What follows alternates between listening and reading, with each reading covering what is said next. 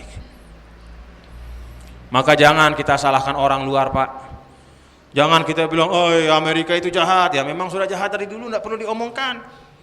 Kita bilang Yahudi itu yang menyebabkan umat Islam hancur, tidak perlu diomongkan, Pak. Yang namanya Yahudi dari zaman Nabi memang sudah jahat. Tapi kenapa pada zaman Nabi mereka tidak berhasil, sedangkan sekarang mereka berhasil?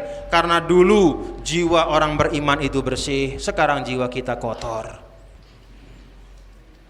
Itu sebabnya hancurlah umat Islam. Bukan karena orang Yahudinya. Orang Yahudi dari dulu sudah ada, sifat mereka tidak berubah dari dulu sampai sekarang, sampai hari kiamat.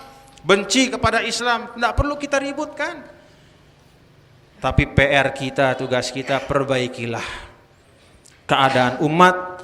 Memperbaiki keadaan umat, yang pertama kita ingat firman Allah, innallaha la yughayyiru ma biqaumin hatta yughayyiru ma bi anfusihim.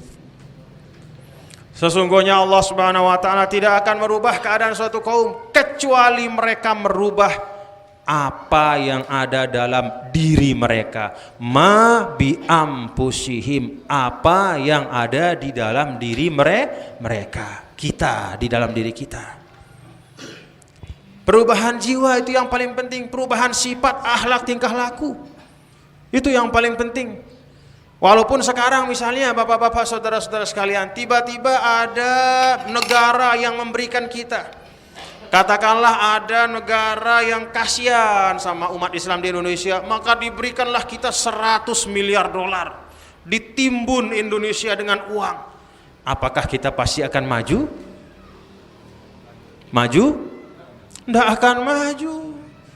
Ditumpukan kita uang sebesar gunung Tambora, tapi hati kita masih suka korupsi, masih suka khianat kepada amanat. 1 minggu uang itu habis. Membenahi keadaan umat bukan utamanya dengan menambah uang, mencari uang saja, tetapi yang paling perlu kita masing-masing benahi hati kita. Kita sebagai umat Islam sering suudzon kepada saudara kita, sering hasad, sering dengki. Kalau ada tetangga beli sepeda motor, mencret kita 2 hari, pusing kepala kita. Ada orang naik jabatan, susah kita, sakit kita. Itu tanda hati kita rusak, perlu diperbaiki. Hati kita perlu diluruskan. Ingat ayat ini, innallaha la yughayyiru ma biqaumin hatta yughayyiru ma bi anfusihim. Allah tidak akan merubah keadaan suatu kaum sampai mereka merubah apa yang ada di dalam diri mereka, sifat-sifat kita. Bapak-bapak dan ibu-ibu, para hadirin dan hadirat, saudara-saudaraku sekalian yang berbahagia, merubah sifat itu tidak perlu diteori-teorikan, tidak perlu kita jadi orang pintar, tidak perlu kita mengarang buku tebal-tebal. Merubah sikap itu intinya adalah ibda' binafsika thumma biman ta'ul, kata Nabi. Jangan kita ribut-ribut mau merubah orang jauh-jauh, rubah dulu dirimu dan keluargamu.